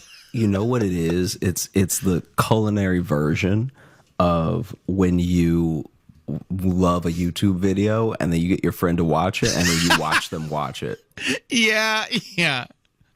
And then they don't like it, and then you start really trying to explain why it's funny to you. Yeah. And you realize that doesn't help. That will never fix it. They're not going to suddenly be like, oh, I do get it. Yeah, you try to put it together why cats are better, and you're just like, really, now you're just talking a lot. You're talking longer than the video was. Yeah.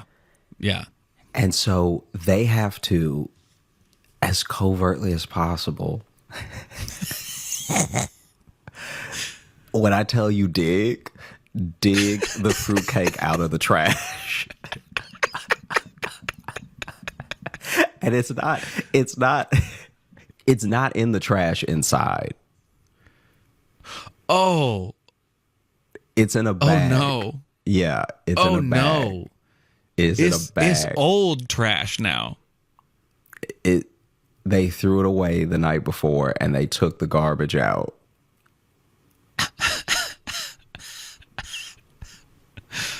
Oh.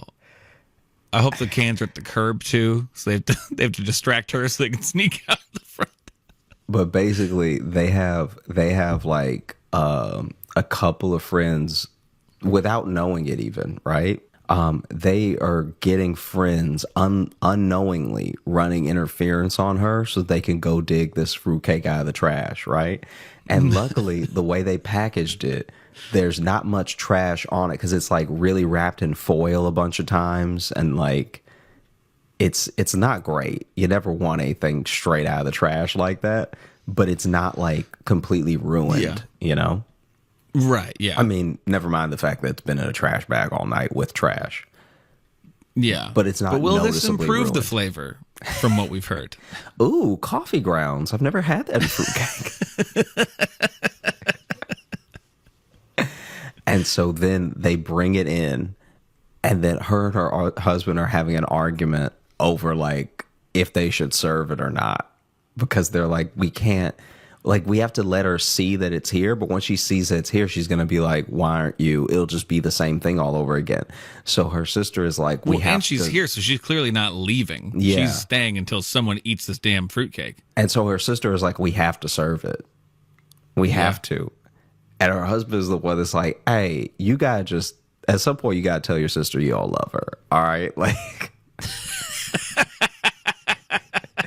you gotta get this person out of your life if this fruitcake is oh, if you about to serve dirty fruitcake at our Thanksgiving table to our friends, I think that your sister's taking you to a dark place. While your sister eats a different dessert, we're going to feed our friends garbage. And this is not a healthy relationship. And basically, a husband lost, wife won out, and they served dirty fruitcake at their Friendsgiving. That was not, it wasn't redeemable. I don't know what she thought would happen by giving it to strangers. Like, maybe she thought strangers would be so polite that they wouldn't, like, they'd act like they liked it or something, and she'd be scot-free. Apparently, two people, like, what's the right adjective? Apparently, two people, this is from what I'm told, two people, like, vehemently spit it out. Like,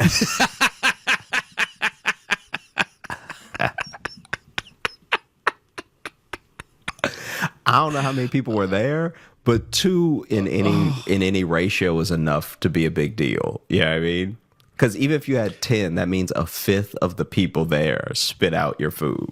I mean, well, just especially, like, no matter, even if one person had done it and there had been 50 people there, I think it still would have hurt, because this woman was showing up specifically just to see anyone eat and enjoy her fruitcake, which now all she's done is prolong the disappointment. And now she's going to start showing up to this Friendsgiving every year. Because then this is the other thing that ends up happening. She is like, eating with everyone, chatting with everyone. And apparently outside of fruitcake, this person is great, good mood, affable, all this stuff like that. Okay. But the two people, chill hang the rest of the year. But. Yeah. Two people spit it out, right? And one person spit it out into a napkin. They did the polite thing of like, oh my goodness, this is gross, sort of covering their mouth and spitting it out to where maybe you almost couldn't catch it. Hand. And the other one coughed it out at the table. And then just went, oh, no, yucky, yucky, yucky. And so that's what it was like. Oh, this is up now, right? Yeah. All for nothing. The whole reason I tell the story is that lies get you nowhere. Okay? Honesty is always the best policy. It is the best policy. That's what we've learned here from the fruitcake conspiracy. Because if you try to shield yourself and others from the truth, you end up eating dirty fruitcake the day after Thanksgiving. Yeah. Yeah. So what we're trying to say is sometimes you just need to tell your siblings they're bad at something. Not even don't do it anymore. Just tell them that this one is bad. Just don't do it here. Yeah. Yeah. Listen, you have to stop making fruitcakes. I just don't want to see it anymore. Because the thing that is so mind-blowing to me about that whole situation is that y'all were already arguing every year. Mm-hmm. So then why not at some point just say your food is not good? Yeah. We don't like it, Rhonda. Nothing about this is tasty, okay? We don't want this. How have you not figured it out? We're all being so polite and trying to let you figure it out. You have made... No one wants this. The flavorful version of a cake with knives in it, okay? And no one wants to cut their tongue today. It was almost the perfect plan, too. Yeah. They almost got away with it, but they didn't realize the true wild card that she is. Yeah, that she would show up to an uninvited dinner. Like, you don't even know if there's a place at the table for you. No. Yeah. You don't know how many friends coming. You don't know if these are like work friends that she's trying to impress. You were just like, hey, I'm going to roll up tomorrow and I'm going to watch them eat it. Yeah. Yeah, like a genuine intruder. Yeah. That's damn near breaking and entering what she did. It's rare that a burglar brings a pie and doesn't take anything but your taste. But but frankly, it would hurt my feelings if a burglar showed up and made me eat bad food and ate better food in front of me. I'd be upset for a couple of reasons. It's like you have to ask yourself why you aren't eating it every year. Yes. That is truly the baffling part, that that she seems to have never tasted it herself. I think this is what I think happens, right? This is and this is how I've rationalized this person. I think that she tastes everything along the way and doesn't think that all those flavors put together could possibly be bad. I think she dips her finger in the sugar and she's like, yep, sugar's good today. And I love sugar. And then she dips her finger in the bread mix and she's like, that's delicious too. And then it's not until she's done where she's like, well, I wouldn't want to be nasty and, eat some before I present it to everyone. And now no one else is eating it. And they're not eating, this is the craziest thing, they're not eating it from memory. Because there was the first year where people ate it and it was nasty. Right, yeah. And she either didn't eat it that year, or she tried it and was like, I couldn't possibly do that again. I followed all the directions this time. Yeah, it's just an interesting psych profile. Yeah, this woman. It's just a very of what causes you to be like, they didn't like it. I better give them more. Yeah, like thank goodness she cooking, because if she wasn't cooking, she'd be killing. Oh yeah. No, it is good. It's good. She has a hobby. Yeah. I'm like, anytime making these fruitcakes is time away from sharpening knives. So I think it's a good thing. Yeah. This other one I've been saving actually for quite a while. I almost told it last year. Oh, okay. Yeah. But I didn't want to make it like people want to be with their families today. They want to just relax and chill. And I didn't want to make last year's episode so long that it was like, oh, this is going to be a feat. This feels like work, Mm-hmm. Okay, gotcha. Yeah. I like to think that on the Thanksgiving, what I encourage our listeners to do is to force the entire family to listen to it. Yeah. So if anything, a long episode is more time. Let us be the fruitcake in your life. Yes. Let us be the thing you hold your family hostage with. Yeah. Basically, this is wild because this is like old. This is like in his family's like lore. Okay.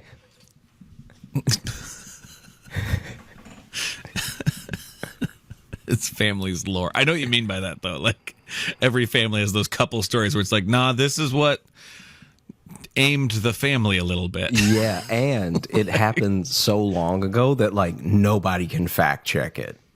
Like, oh, that's even better. Yeah, I mean, it grows with it grows as it's passed down. A true Thanksgiving myth. Yeah, like I'm sure I'm positive that this version is like probably juiced up from the version his mom told him. Oh, for sure. Yeah, I mean, yeah. Anyway, I honestly love hearing those stories when you hear them and they're a family story like that where you can tell none of it's true, but it's still charming. Yeah. Where you're kind of like, oh, so many people have told this story that it truly does become like a fable. Well, it's no longer a human story. This is what's like crazy. All right, they know some of it is a fact. It's just the details around it that can't be known. You know what I mean? Like, okay. like he said when his mom told him she was doing voices and she was like, you don't know what those people sound like. Don't do that.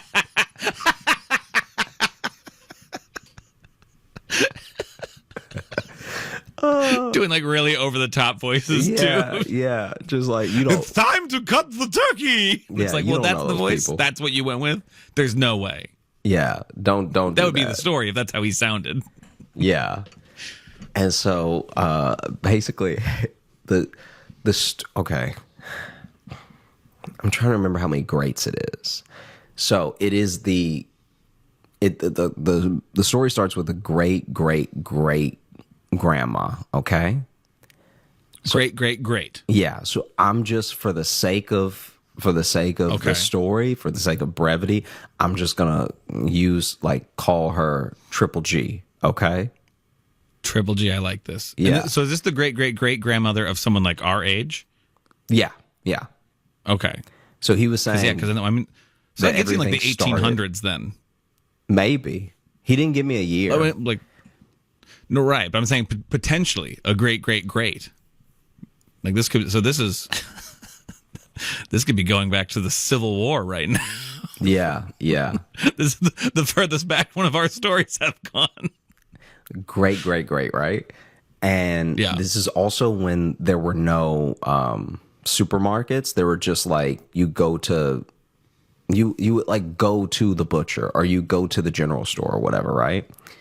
Right. Okay. So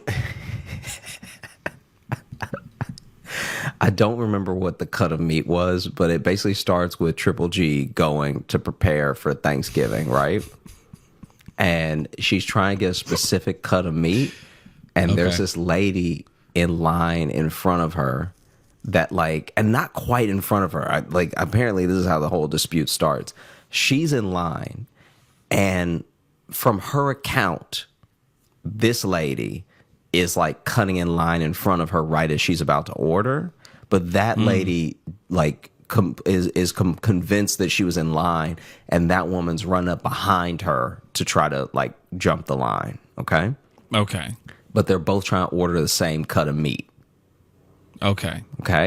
And so then they're arguing in the store, and the butcher is finally like, listen, I don't know who was here first, but I'll tell you what, I was just King Solomon this, and I'm going to give each of y'all half. All right? Nobody getting the full order because it's the last cut anyway. Okay? Yeah, okay. And so they both went home upset. Right. But with a little bit of the meat, right? They got some meat, yeah. Yeah. And then, like, maybe the next day, they saw each other just in general at the store, and there was some like passive aggression that was taking place, right? Okay. And then the next day, right? So the day after seeing each other in a different market, all right? Triple G is out with her husband, who's, obviously also Triple G, okay? He goes to the... So we've got like 6 Gs right now. Yeah. We are stacked heavy, okay? So then Triple G and Grandpa Triple G are out, and they're having a day, because this is like maybe the day before Thanksgiving. And so they're going out to eat at some restaurant or whatever, and then he goes to the bathroom, and she sees the woman from the other day, right?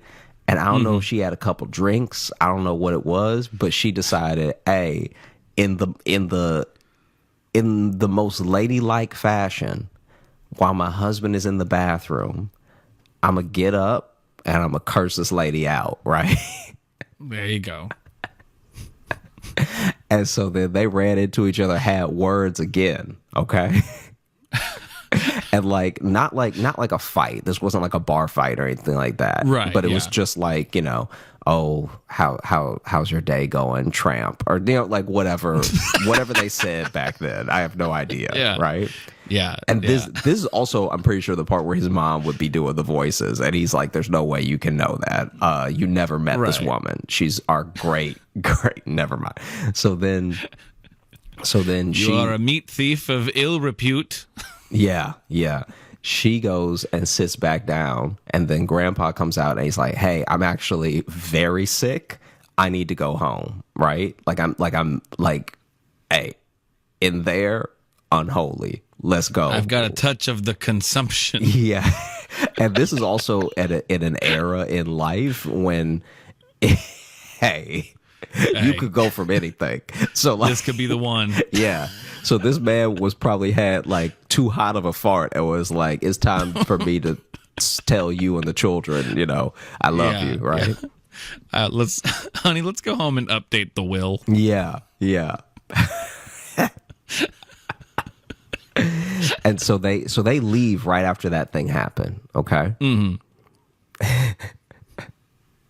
They have Thanksgiving, and he's like, he's not better, right? Like he's at the table for a little while, and then he's like, I'm feeling really bad. I'm gonna see if I can go to a doctor, right? So he leaves Thanksgiving to go to a doctor, okay? And then comes back late in the night and was like, oh, the doctor gave me some drops. And like, because this is also back when medicine was like, it would be something that had nothing to do with your eyes and they'd still just give you drops. They give you like a gargle. You know what I'm talking about? Like a gargle. Like a true, how do you pronounce it? Apothecary? Like, yeah. you were going to a true chemist, okay? You're not getting a prescription filled or anything. This dude is just like, look, I heard that this benzoyl thing is good for mouths. So yeah, a man came through town with a traveling show and sold us all the snake oil. yeah. So gargle with this 6 times a day. Here's your oils, and now also I'll cut your hair because I'm the barber too. Yeah, and. And so he's in some bloodletting. Yeah, boy, this is a wild time in history. Yeah, he comes back late in the night, and she's like, "Oh my gosh, we were so worried. Like I almost went to the doctor to check on you because you had been gone. You've been gone for hours, right? Like it's dark when he gets back. Yeah. And and he's like, "Oh no, the doctor gave me some drops and said I should be all good, and in a couple days, whatever, right?" And I don't know what this man's job is, but he just constantly for the next few weeks is cutting out of work, cutting out of dinner, cutting out of like all this stuff to go to the doctor. Cause he's like, and it's different problems now. So sometimes it's his breathing, sometimes it's his stomach, whatever. Right. And then one night, Triple G, she suspects that something's up because she's like, nobody's this sick that doesn't die. All right. Not on my watch. Yeah. Like this is crazy. The hospital bills alone should have bankrupted us by now. Like, come on, honey, get better or get gone. All right. Yeah, because Triple G is also from an era where it's like I don't think she would have had a job, and so she may have not known all the ins and outs of the money coming in the house. But she has enough common sense to know that if you go to the doctor 75 times in a month and a half, you're bankrupt. Right. Like the American healthcare system has never been that solid. Even when the town doctor was just doing you favors, he only had so many to give, right? Right, yeah. And so one night, he's gone for however long he gone, right? And then and she tucks the children into bed. She tells them not to get up, right? Like not to get out of bed or anything. And she leaves the house. And she just goes out searching for him, right? Okay. And she finds him at the bar with the lady from the other cut of meat. Oh, shit. This dude has 2 families. Wait, so this wasn't just like an affair that happened. This is not an affair. He had a separate family. He moved his other family into town to be closer to them. Wow, bold. Yeah. Bold. Yeah. And so this dude got 2 families, and then the reason that he was acting all sick and stuff when they were eating was because he saw her. And so he didn't even know that they had like, some spat or anything, right? And that's also why he wanted to go home as soon as he got out of the bathroom. Yeah. So neither wife knows about each other then. Neither wife knows about each other, and he hadn't been going to the doctor. He'd been going to her house. So he spent half his Thanksgiving over with her. And they both just think he has to work. They both think he has to work and has horrible stomach problems. Yeah. This dude out here being a great dad and a horrible husband.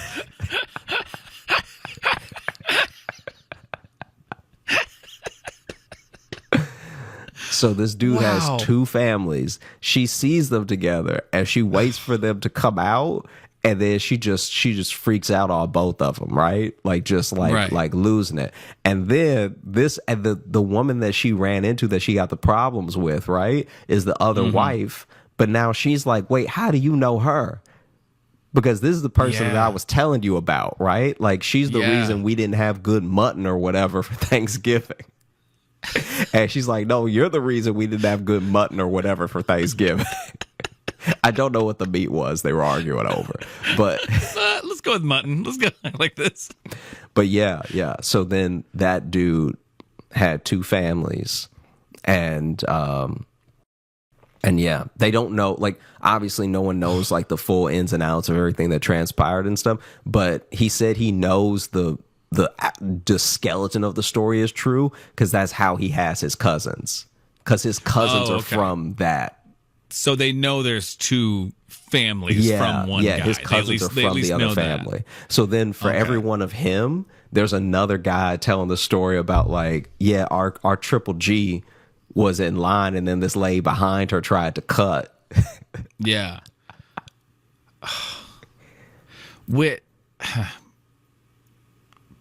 He must have really thought he was cracking some sort of code. Yeah. He's like, listen, people got second families, secret families, right? But they're so far away, and you got to factor in travel. I'm thinking, I just put them closer together. What could go wrong? Oh, no. Listen to me when I tell you, my horse almost dead. All right? This horse got about 100 miles left on it. All right? I need to move my other family to town. And then when he finds out that both of his wives have not only met but are feuding. Yeah. First off, that's got to just have a moment of being like, how, really? First, there's that. Yeah. Then eventually, you probably got to laugh at it a little bit to be like, of course they did this. Before you laugh at it, you definitely have to have a little bit of a disappointment that truly, the threesome will never be possible. No, never, because they have met and hate each other. Yeah. But also, there also has to be a little moment of therapy, because now, basically, with one of his wives, he gets to just openly complain about the other wife. What's really happening here, though, is that he's like, oh, okay. When you say a moment of therapy, like, I think the most cathartic feeling could be like, oh, okay, it already went as poorly as it could possibly go. I think there's that, but then also think about if your wife is complaining about this other lady who sucks. She's like, yeah, that's the lady who cut in line. I hate her. And he can just be like, sounds like a real bitch. Yeah. And let me tell you something else about her. All right, her cooking isn't all that great either. Yeah, she was gonna waste that meat. I'll tell you that right now. Yeah, that dude probably knows who cooked the best mutton. Everything. He got to hold it back. He got to go. That's probably why he left his first family, was like, I know the food's going to be bomb at the other wet. Like, yeah. At the other Thanksgiving, there's going to be like, ooh, better fixings is all I'm saying. Wow. All right. This has been a Thanksgiving of conspiracies this year. Yeah. You kind of found a theme with those stories a little bit. Yeah, I guess so. Wow. Yeah. Okay. Nicely done. Mm-hmm. Thank you. You want to open up the mailbag? Let's do it. I have a couple of Thanksgiving-centric emails that we got here. Okay. Let's see. First, this one here. This is from our friend Aloy, and the title of it is Thanksgiving Terrorist. Hey, guys. Sorry for the all-caps title, but this is a holiday-specific email. So to explain, last Thanksgiving was a little less organized than usual for my family. I'm usually on dressing duty, but my mom had already taken care of it. She then offered to have me finish cooking the macaroni, and she was already making the cheese sauce. She offered me a spoonful of some very gritty-looking sauce, and in my naivete, I tasted it. I'm pretty sure it tasted closer to cereal milk than cheese sauce. I then proceeded to lie to her face and say it was good. As soon as she left the kitchen, my sister rushes in and asked me if I could save it. Nope, not an option. I burnt it and remade the macaroni and cheese to save everybody else. I'm a hero. The actual tragedy is that this is not the only dish she has assaulted with sugar. She has done this to chili dogs and tuna casserole. She's a menace. Happy Thanksgiving, Aloy. More Thanksgiving conspiracy. I was just about to say, wow. I accidentally perfectly on theme, Aloy. Yeah. Don't nobody make mistakes on Thanksgiving, all right? Yeah. Yeah, if someone's burning something or they dropped it, it was on purpose. They meant to. It was on purpose, and it's at you. Yeah. Wow. Perfectly. That's perfectly on theme. I wasn't even expecting that. Yeah, that's incredible. This one here, this is a Black Friday story, actually, because that season is upon us, too. This is from Mike. Hey, Logan and Josh. Black Friday season is almost on us again, and I thought I would share one of my favorite stories that has a Black Friday vibe. Unfortunately, it wasn't an actual Black Friday sale, but if you're willing to go along for the ride, you'll get why I submitted it. Well, we appreciate the honesty, so... I don't know. Could have just lied to us, but I appreciate that being like, it's not really Black Friday in this story, but it's Black Friday-esque. Uh-huh. And it is. I've read through this one. Our adventure begins with a group of people all closing a bar down after a big concert on a Saturday night at 3 a.m., and our manager asking who would be willing to stand in line with him and his girlfriend to get his kid a Nintendo Wii because he heard there was a Target drop happening. So this is just a regular ass store wait, I guess, not a Black Friday wait. Myself and the drug dealer who worked in the kitchen couldn't say cook. Yeah, all decided to pile into his girlfriend's car with him, and we went to Target. It didn't bump me at all that the drug dealer worked in the kitchen, because I'm like, yeah, there's one at every restaurant, I believe. Mm-hmm.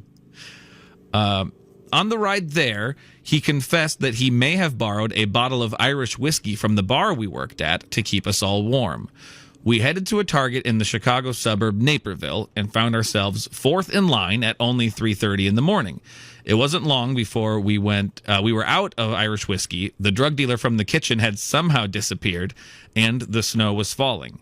It seems that the combination of exhaustion and alcohol turned me into a walking public service announcement to the people in line behind us that happened to have brought their kids. Well, I mean, they're responsible for having their children out at a Target at 3:30 in the morning.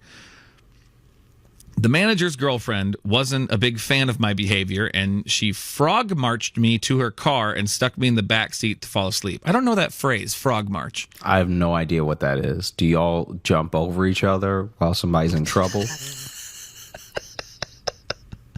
Or is it like when you grab a kid's like the back of their britches and like move them so they're like kind of having to hop a little bit to keep up with you, you know? I don't know. So far, so good.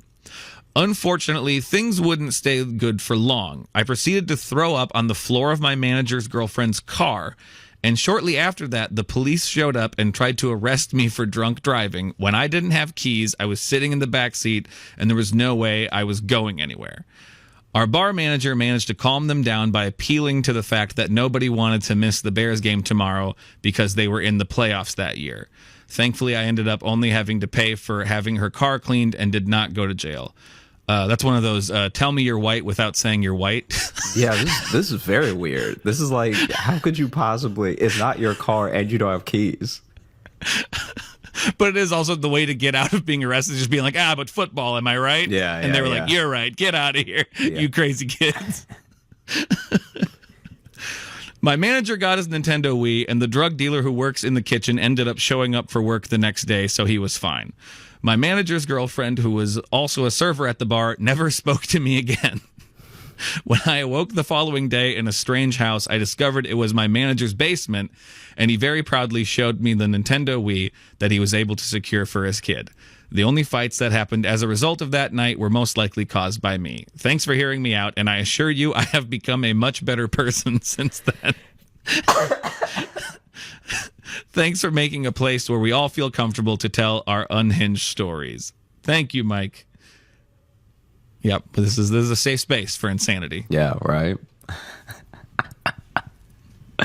Oh, man. Well, thank you to everyone who wrote in, and thank you for listening to the Josh Johnson Show. We had a great time recording. I hope you had a great time listening.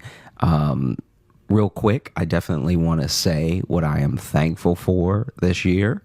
I'm thankful for another year to be able to do the things that I love. I'm thankful for every one of you who has come to a show, emailed, DM'd, any effort to reach out to us and tell us how you feel about us has been greatly appreciated. it means the world to us, especially as the show grows and as we do more for it.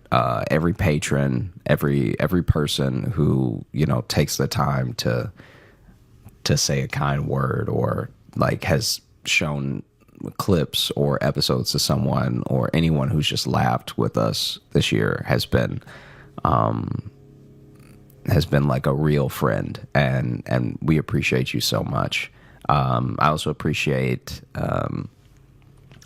JID. I'm finally listening to a lot of his music, and I appreciate you, Logan.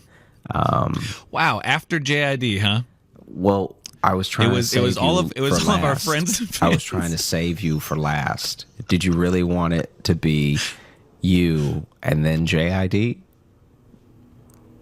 Yeah, I think so. Really? I think so. It was a very heartfelt thing you said about our listeners, and then hard shift to JID. Well, it's not that hard of a shift. The music means a lot to me, and then I was saving you for last, which I thought was the prime position.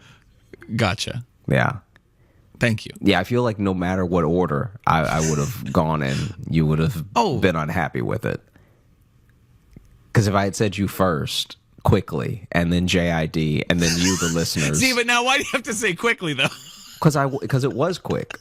I said it. I didn't go on a long thing. So then if I was like, hey, I'm really thankful for you, Logan. I'm also thankful for JID. And to you, the listeners, I'm so thankful for all of you. I don't know. I think that would have entertained me. Oh, okay. All right. Well, I enjoyed it still, and I am thankful for you. You get so grumpy when I give you shit, but if I didn't have that, what would I be doing with my time, huh? No, but I won't fully repeat everything you said because I think you summed it up very nicely. But yes, very thankful for everyone who listens to the show, everyone who's come out to see us do shows this year, because we've got to travel quite a bit. People, thankful to the people who join us for our virtual shows, which, not to transfer this into a plug, but we got one this Sunday coming up. So if you feel like coming and hanging with us, we always have a great time, and we are thankful for everyone who joins us and listens to the show, and who emails in. if you are looking to catch up with us on any of the socials, you can find me at Josh Johnson Comedy on TikTok, Instagram, and YouTube, where we're going to be posting clips of the show. And if you are looking for Logan, you can follow me on Instagram at Logan M. Nielsen. And if you want to get into the mailbag, that's joshjohnsonshow at gmail.com. Send us your stories, send us your thoughts, send us your questions. There's another thing you can send us. I didn't have a third one to say. You can also join our Patreon if you'd like. We have bonus podcasts and videos and other community stuff that we do there. Patreon.com/Josh Johnson Show. We got a bunch of different tiers for different levels and different monetary values. So you're going to get something. No matter what level you want to join, you're going to get something good. And thank you. Well, a happy holiday to everyone. Mm-hmm. I hope your stomachs and hearts are full. You know, not quite at the same time, because that's really not healthy. But well, in like a different way too. Like you want your heart full, like metaphorically, not actually full. Yeah, you don't want like full of blood, because then you're on the brink. Your heart has too much blood in it. Yeah, it is juicy. Or cholesterol. You just don't want a lot of stuff in there. Yeah. Your tum tum though? Hell yeah, fill it up, baby. Full of stuffing. Stuff it up. Yeah. Go get stuffed this Thanksgiving. Get it in. Get it in there. Don't be a quitter. Yeah, you finish that plate. Yeah, you got this. Yeah, we're all watching. Yeah. Eat to your heart's content. But then also a little bit more, because we're watching. Until it hurts.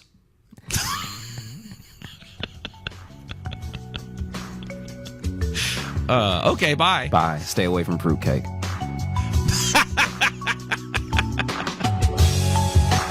Hey, thanks so much for watching. Please like and subscribe. It really supports the channel. Hit the bell notification, because apparently it's the only way YouTube will tell you that something happened. And just tell a friend. That's the biggest thing you could do. Just tell one person in your life that you like, maybe you don't like, that this video happened to you. We release the podcast every Thursday on all the podcast apps, so you should find us there and subscribe on those and comment and leave reviews and whatever on all of them. And also, if you want bonus stuff, you can join our Patreon, patreon.com/Josh Johnson Show. We have bonus podcasts and videos and stuff there, and we'd love to see you